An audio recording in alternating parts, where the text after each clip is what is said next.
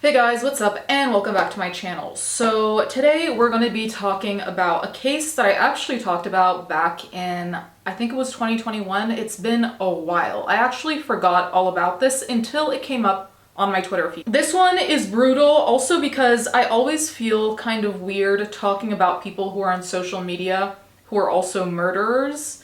It feels like not necessarily a colleague, but it just feels very close and weird to know that they can also be murderers. Then again, anyone can be a murderer. I guess that's a reminder of that.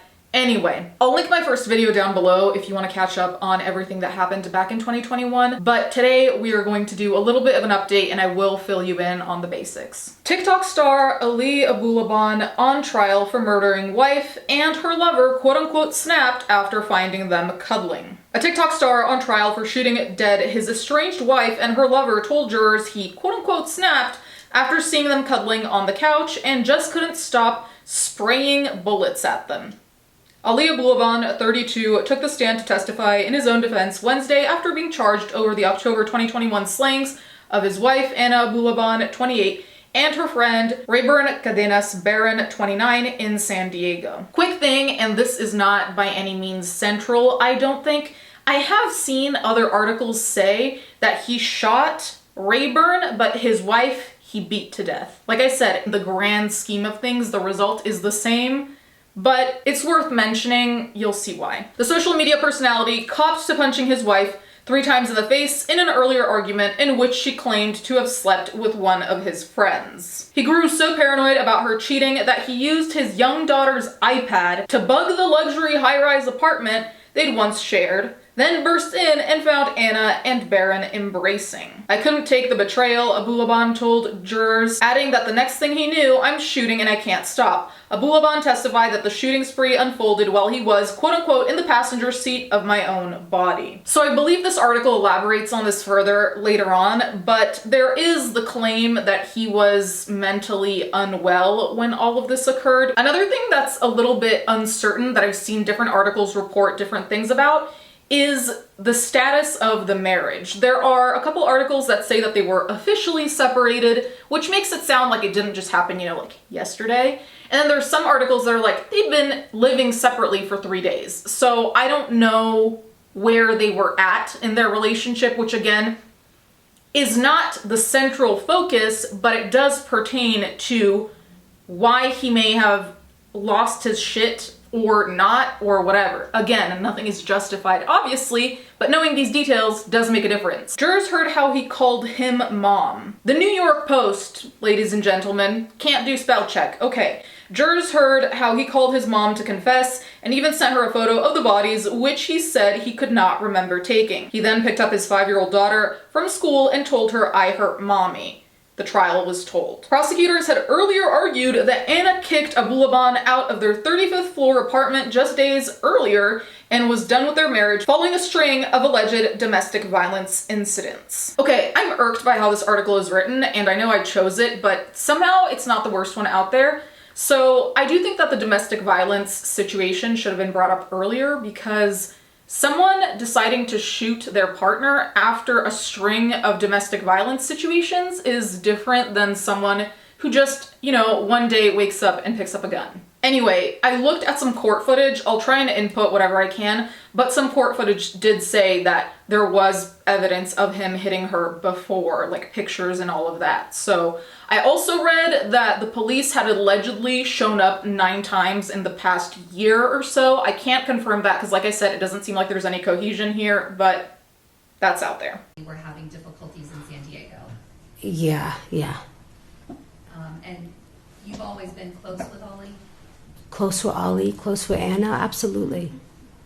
And would you speak to both of them about things that were happening in their marriage? Yes, absolutely. And would Ollie tell you problems that they were having? Yes. And would Anna tell you problems that they were having? Absolutely.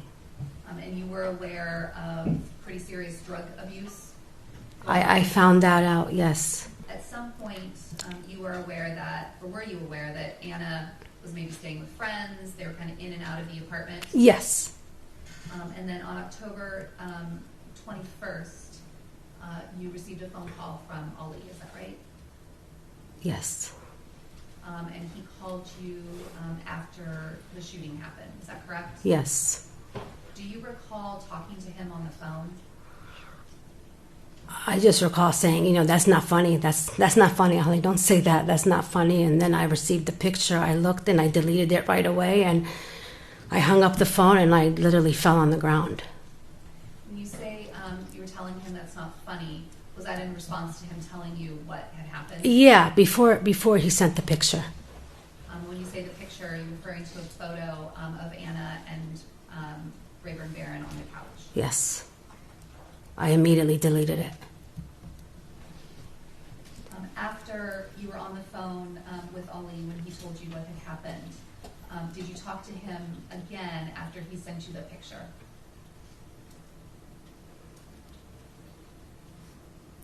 I only recall telling him, where's Amira? Where's Amira? Please leave Amira at school. Don't pick her up, because I was afraid if he picked her up, he would drive crazy and something would happen. And I believe he said, no, Mom, I called the cops on myself.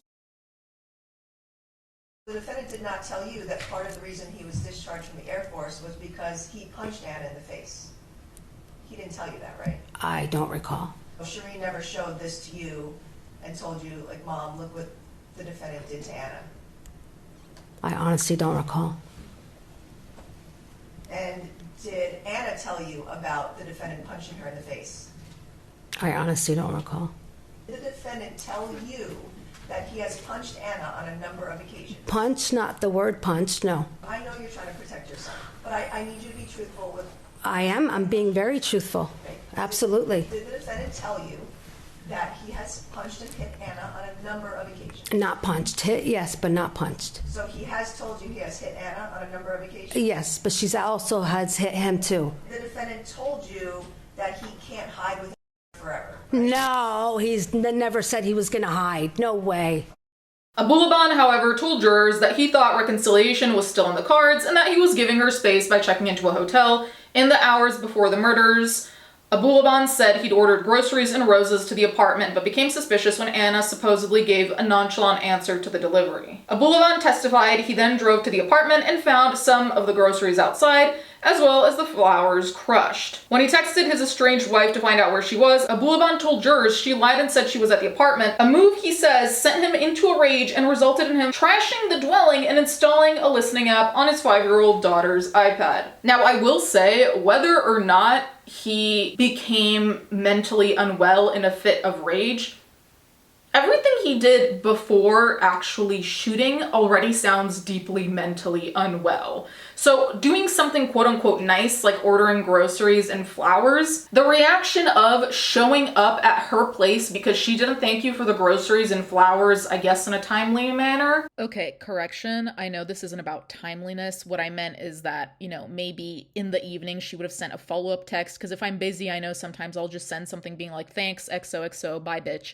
So I'm just saying, timely in that sense, but obviously he didn't receive the amount of gratitude he expected for what he did. That already is a step too far if you're supposed to be giving someone space. Like, don't randomly show up. Aside from that, if that is the thing that sends you into a rage, there are deeper problems there. So I don't actually doubt any type of mental illness, upheaval, whatever the fuck we're gonna call it, because none of this seems like a rational response. Abulaban said he was listening to the app back in his hotel room later that day when he heard his wife talking and laughing with Barron. He raced back over to the apartment, barged through the door, and opened fire, the jury heard. I couldn't take it. I couldn't take the fucking betrayal. I couldn't believe that she could do that to me, to our daughter. And then before I could stop myself, I just fucking snapped. And my gun was in my hand, and next thing I'm shooting, and I can't stop. I'm just shooting, and I'm even startled. It's like I'm watching it happen. I'm like I'm in the passenger seat of my own body. I can't stop it, and I hear Anna screaming and crying. And I don't even remember shooting Anna. I just remember running back to the front door, and I grabbed the door handle, and then it hit me. I'm like, did that just happen? And I turn around and I see Anna leaning forward and there's blood. And I'm like, Anna. And I couldn't believe I did that.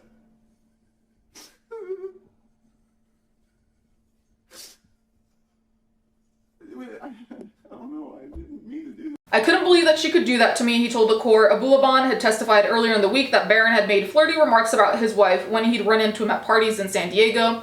His defense attorney denies it was first-degree murder, claiming he was not in his right mind at the time of the slangings. This is difficult, and I've been thinking about this a lot, is where do we actually draw the line between someone who has a very short temper and has a weird attachment style, as opposed to someone who's like actually unaware of what they're doing. Because it seems like here they're conflating the two, and I'm no psychologist, I can't tell you what's what, but I feel like there should be a difference there, right?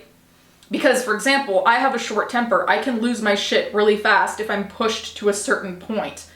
That being said, I'm aware I'm losing my shit, and I'm still responsible for what happens when I lose my shit. There's a difference, right? Meanwhile, prosecutors peppered him with questions under cross-examination about a slew of alleged domestic violence incidents, including one in which he punched his wife in the face. Abulaban also admitted to hitting Ann in the face just days before the fatal shooting, and that he'd previously urged her not to call the cops, the court heard. He told the jurors the pair had been arguing frequently about alleged infidelity on both sides, and that Anna had claimed during a July 2021 fight to have slept with one of his friends. Abulaban, who copped to being high on cocaine, said the remark made him snap and he punched her 3 times in the face. Abulaban, who went by JinnKid on TikTok, had nearly a million online followers prior to the shooting, made a name for himself posting comedy skits and celebrity impersonations. He is charged with 2 counts of first-degree murder and faces life in prison without the possibility of parole if convicted. So, the reason why we're here. Abulaban was charged with 2 counts of first-degree murder with allegations of using a gun in the killings. He was also charged with a special circumstance allegation of committing multiple murders. The defense was hopeful the jury could have found him guilty of second-degree murder and his sentencing exposure would have been far less. He was instead found guilty of all counts and special circumstances. It's the relief. We've been waiting almost 3 years for this, Julia Stuntz, Anna's best friend, said Wednesday. Since there was no dispute he killed the victims, jurors were instead tasked with deciding whether the killings were intentional